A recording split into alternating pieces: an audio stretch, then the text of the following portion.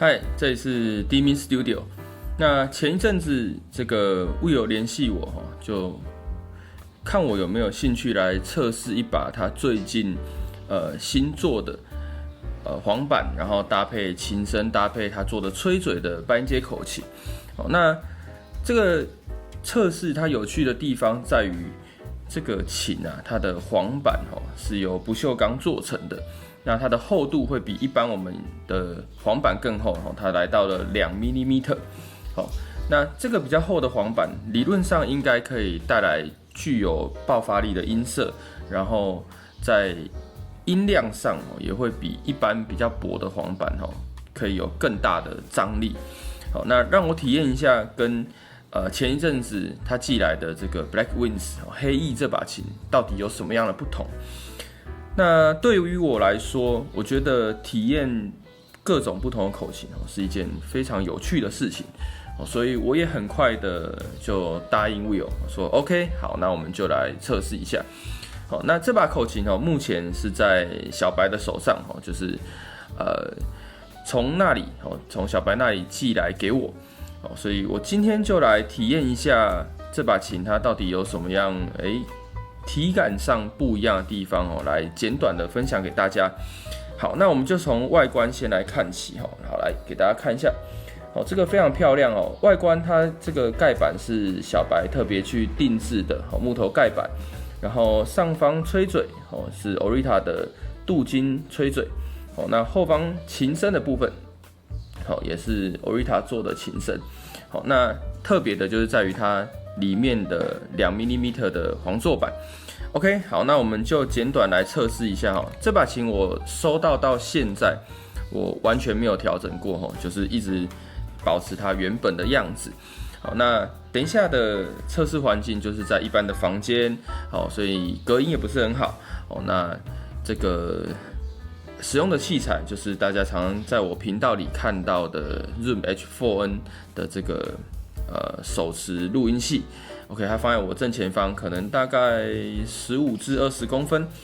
好，那我们就来体验一下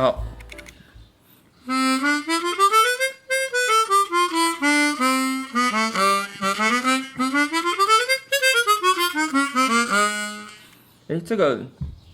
你吹下去的时候，可以蛮明显感受到它的气密度还不错就是不会有那种漏气的感觉就我觉得还做得还不错。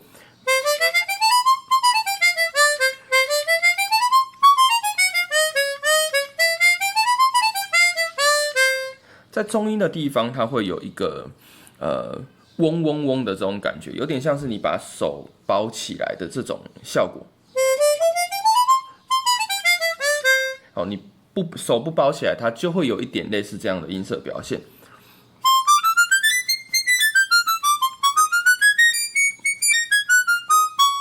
高音也算蛮好吹的。好，按键声给大家听一下。好，现在是完全没有上，就是我没有清理过，也没有上油但我知道我收到的时候，它里面其实有一点黑黑的就是卡卡的。好，那这个东西我觉得清理过后应该会好很多。好，半音上下行。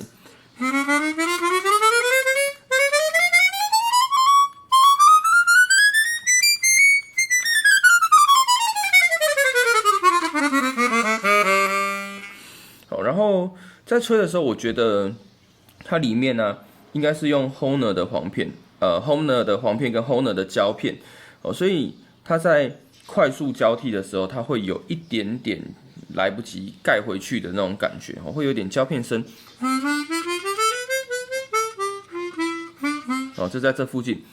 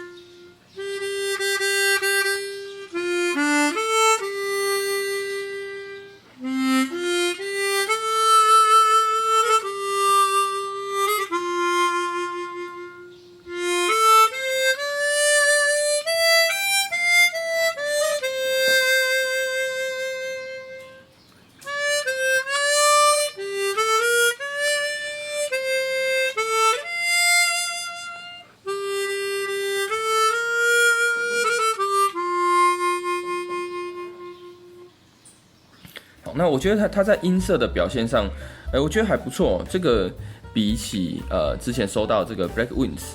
我觉得这把琴明显好听蛮多的。就是这个我一吹下去，我就觉得，这个音色是我喜欢而且我可以接受的音色。它的这个频率分布的比较广一点。那 Black Winds 它是属于比较集中、比较窄的音色，所以我个人是蛮喜欢这样的音色。然后它的簧片，我觉得也蛮跟嘴的，就是你在做一些嘴型的变化啦，气息的控制啊，音色的变化它是可以反映出来，而且你可以感受到，你嘴巴在改变，簧片也会跟着这个改动，去给你不一样的反应，我觉得还不错。好，那我想要试一下，就是跟我自己做的这个 Laylaps， 这个 Laylaps Masterclass MK 系列的，也是一样配置木头盖板，然后钛琴身，我想要试一下它两把琴的感觉。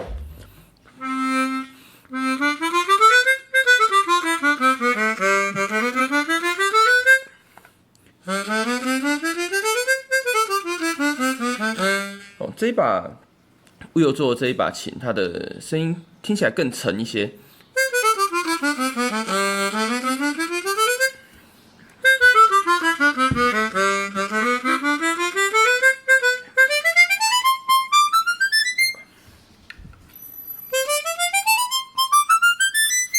气密度来上，我觉得我自己的琴好像还是比较好，因为我有特别调整过。那我们刚刚有讲过，这把琴收到我是没有做任何调整，我就直接试吹。好，那吹个一样的东西试一下。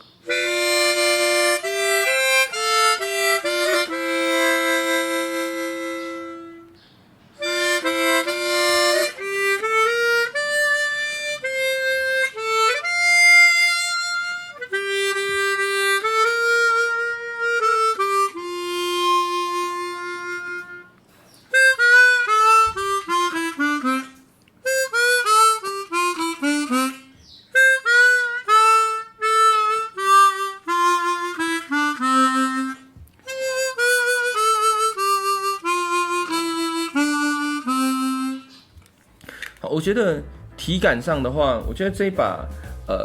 Aurita 这把琴，我觉得它听起来的声音还是比较它除了沉之外，它还会有点松散的声音。但我现在没有拆口琴，我不知道为什么它会有一个比较松散的声音。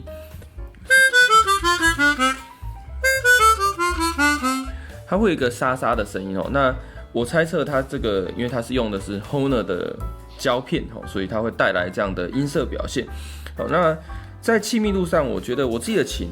感觉上是比较好一点的。那气密度好的话，这个音色听起来也会比较扎实一点，比较不会有松散的感觉。好，然后我有观察到它的吹嘴用的是这个六角形的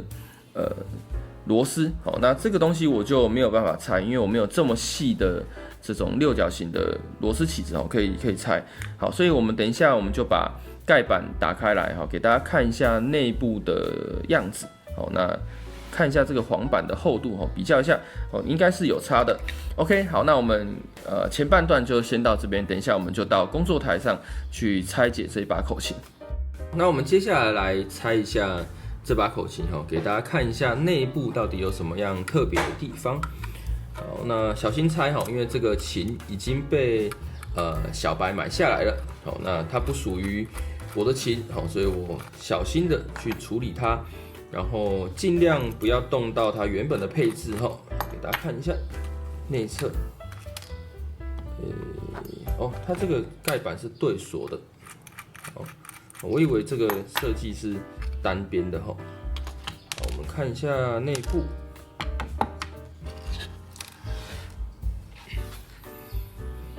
好，盖板的部分我一直很喜欢小白定制的这个木头盖板哦，除了纹路很漂亮之外，它里面的做工也算是很精细哦。那它里面有贴一块这个金属片啊，金属片。好，那我们小心的把它放在旁边，来看一下内侧。好，内侧它是用这个应该是 Honor 的簧片哈，然后间距的话，我觉得肉眼上看起来蛮不平均的，就是有大有小，有大有小。然后下簧板的部分也是有大有小。好，这个我等一下手动调整一下让它平均一点因为平均的这个间距它在音色的表现上还是比较标准的因为现在间距小跟间距大所产生出来的音色是完全不一样的。好，所以等一下我会手动的调整它。好，我们拆开来给大家看一下琴身的内部琴身的内部，Will 有做这个往上的这种斜风道，然后它是内嵌式的簧板，内嵌式的琴身然后簧板可以装进去，所以你在外侧美观来上你是看不到簧板的所以我觉得还不错但是内嵌式的琴身会带来就是在整平的时候削平的时候会有一些问题它会比较难操作。好，然后内部的部分，它在吹气的这个是什么音？嗦啦西哆，在低音哆的地方的这个簧片它是做的比较底下的那这个位置它应该是要避开这个螺丝的锁孔，所以它做的比较底下。然后在这里也是一样，哆来咪发嗦拉西哆。第二组的哆来咪发嗦拉西哆的这个簧片，它也是做的比较底下一点，应该也是要避开这个螺丝孔位的高音的地方也是，在这个地方高音的地方也是。好，然后其他的我们来看一下，在每一个簧片的角落都有削一个圆角那这个我就比较不知道为什么要这样做了至少我自己的琴我是没有这样去处理它它削了圆角。哇，这个簧板真的是很厚这个明显是比较厚的。给大家看一下我自己做的这个 Laylabs 用的280的簧板然后这个是Will的新簧板。哇，这个几乎是2倍厚了这个我真的不确定能不能拍得出来给大家看一下它几乎是2倍厚了，来对焦一下。好，那厚的簧板理论上它的音色会比较具有爆发力当然这个有没有爆发力跟调的方法也会有关系，跟簧片的弧度也会有关系但是就是每一项它都有一点关系所以如果大家有吹过旧款的 Super 64X 它做的是双层的簧板那也是属于这种厚的所以旧款的 Super 64X 它的爆发力就会比 Super 64更具有这个力道，然后音量也会更大声一点。好，那内侧的话，其实这个胶片也是对我来说也是有点问题的就是不平整。好，那我看小白他有在这个胶片，他有把上层把它折成一个倒三角的形状，压住下层的胶片这样在盖的时候速度会比较快。然后内层的簧片我们来看一下。好，内层的簧片对我来说，它的间距也是很不平均的，很不平均，就是有大有小，然后所以这个也是需要再调整一下。好，那我们先来拍几张照片。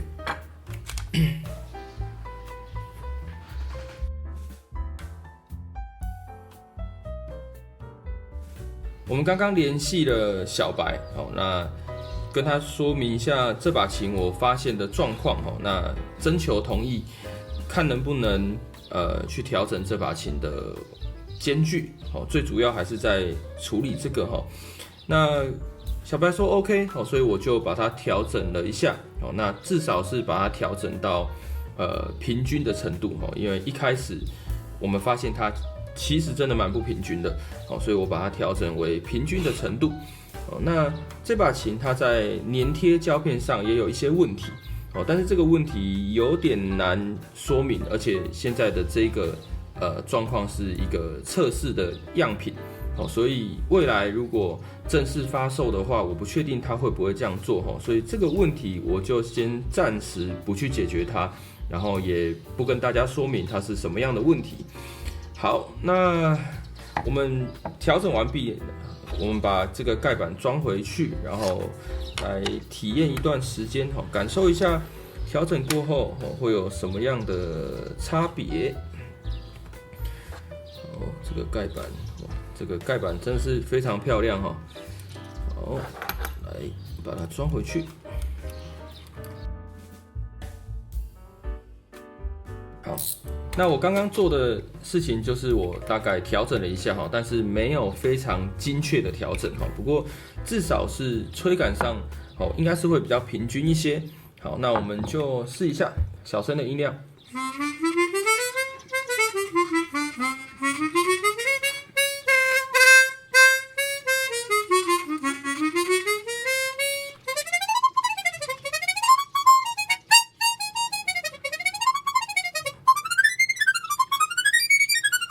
调整过后，它已经比较不会有一开始试吹那种憋憋的声音就是会有一种你气灌进去，但是簧片没办法反映出那种你想要灌进去的力道虽然它的操控性是很好的，但是你会觉得它有点塞住的这种感觉好，稍微吹大声一点，好，中等音量。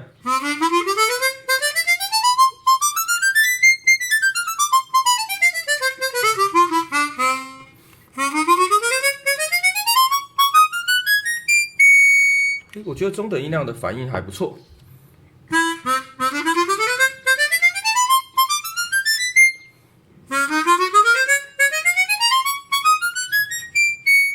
好，我们试一下，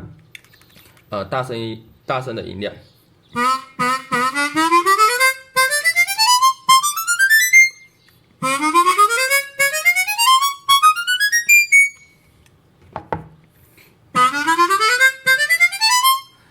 大声的这个音量，我觉得 OK， 而且它可以承受得了你瞬间灌进去的样子